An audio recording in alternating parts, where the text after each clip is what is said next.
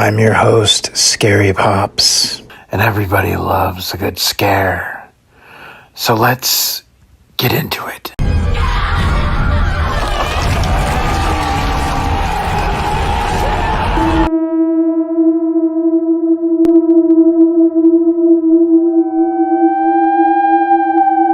Kate Morgan, the beautiful stranger. It was 1892, and Kate Morgan was a grown, capable 24-year-old woman, and according to California's notorious Hotel del Coronado, she checked into the resort on Thanksgiving Day, but some say she never checked out. Now, employees recall that Morgan was waiting for a gentleman to join her, and after 5 days as a guest, the ghost story goes that nobody showed, and Morgan shot herself in the head. Nothing was found at the scene to identify her, and police would telegraph her description to authorities around the country. The media dubbed her the beautiful stranger for her description, and it was soon discovered that she had an estranged husband and a gentleman caller, presumed obviously to be her lover, and she was also reportedly pregnant when she killed herself. Now, before her suicide, Morgan worked as a household caretaker in an affluent suburb of Los Angeles, and during her travel to the hotel, onlookers saw her spar with an unidentified male verbally. He would abandon her, and he left Morgan in a state of depression upon her arrival to the hotel. It was unclear whether this person was her husband or not, and Morgan would be sorrow, dejected, and wander into town, and she secured a pistol. Now, many people have reported paranormal activity throughout the hotel. There's been no shortage of people to report this, and guests have experienced flickering lights, a rogue television turning on and turning off, and a change in temperature that just appears out of nowhere and vanishes. Doors have opened and shut on their own. Footsteps and voices have been heard, but no people have been seen. Many who check into the hotel, based on human curiosity that knows no bounds, would request her room. Even a group of independent paranormal researchers stayed there to document the so-called hauntings, and the team employed infrared cameras, night vision goggles, radiation sensors, and indicators for toxic chemicals, and high-frequency sound detectors. It was formerly room 302, but today would be 3327. And some say that her apparition has appeared throughout the hotel, and that there's been several sightings in different rooms. Hotel del Coronado definitely has a history of the paranormal, for the hotel's owner had a mistress who also killed herself at the resort after discovering she was pregnant. A few years ago, I was living in a fairly nice apartment complex, and I was having a cigarette on my balcony around 3 a.m. on a Tuesday night. I'm usually on my phone, but I got this weird chill, and I looked up to see a middle-aged man walking down the sidewalk across the complex. And it struck me that he just didn't belong there, and I realized he wasn't one of the residents. As I was thinking this, he suddenly stopped and looked right at me. He was making eerie, way too long eye contact, and then he rushed off between the buildings in the opposite direction of my apartment. I told my husband about it, and we just joked that if we get a knock on the door in the next 15 minutes, we can assume it's him. And of course, 10 minutes later, there's this quiet, faint tap, tap, tap on our door. My eyes popped out of my head, and my husband jumped up to grab his gun from the other room.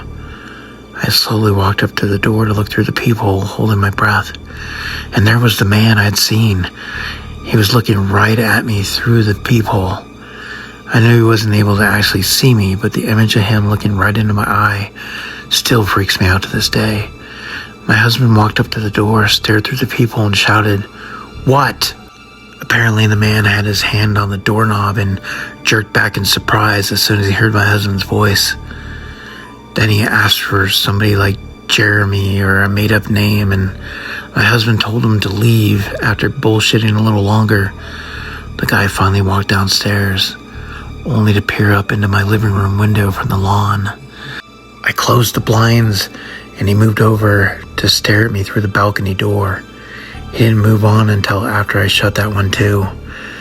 We called security and gave a clear description and everything that happened.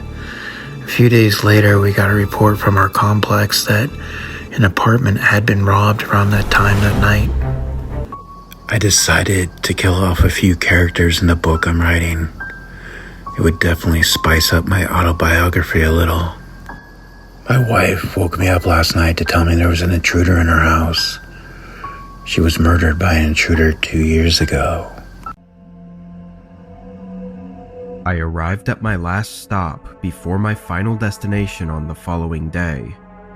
It was late and I was extremely exhausted from a long few days of driving, so I got my small backpack out and got inside my Airbnb for the night. It was some random house off the main road that just happened to be on my route. I didn't do too much looking into it because it was just for a night, so really all I needed was a bed to sleep in for 8 hours. Upon walking in, I immediately got a whiff of a really unpleasant smell. It wasn't a concerning smell per se, but it definitely was not enjoyable, like maybe a dead rodent under the house or mold in the ceilings. I did a very quick look around, glancing into the bedroom and bathroom, but I noticed the smell was a lot stronger in the bedroom than it was in the living room, so I decided to keep my stuff in the main living space and just set myself up for the night on the couch. I took the throw blanket off one of the sofa chairs and laid it out, but as I was doing this, a loud thump rang through the walls. I was less scared than I was confused, thinking that this was way too loud just to be the house settling in or something.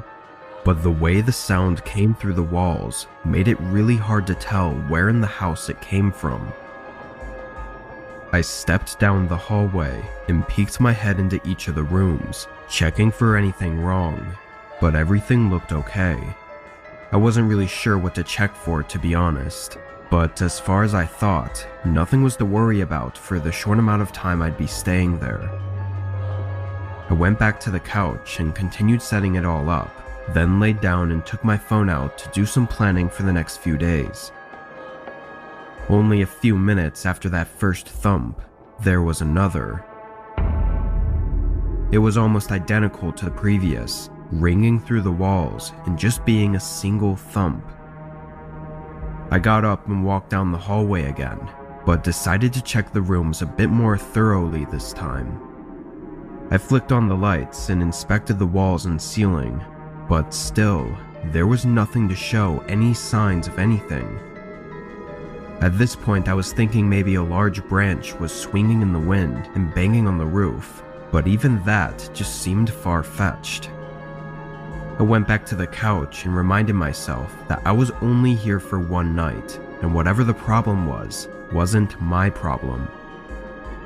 I shut off the lights, laid down, and fell asleep. With the night being quiet and being as exhausted as I was, I had no problem sleeping, but the way I woke up was unusual. My eyes were still closed, as I'd only partially woken up. I probably wouldn't have even remembered it if not for what happened next. I got a bad feeling in my gut as I opened my eyes. A man was standing right above me, staring into my eyes. My whole body tightened in that moment, but it only lasted fractions of a second before the man sprinted from the side of the couch and straight out the front door. I quickly stood up and ran to see where he went, but I lost sight of him in the trees. I closed the door then went to grab my phone, but stopped at the end of the hall as I saw something from the corner of my eye. Hanging in the middle of the hallway was a folding ladder leading up to an attic. I wasted no more time to call for help. Much up there to show he'd been around for more than a day or two. It's likely he was just using the Airbnb as a place to live, but his actions made things really disturbing.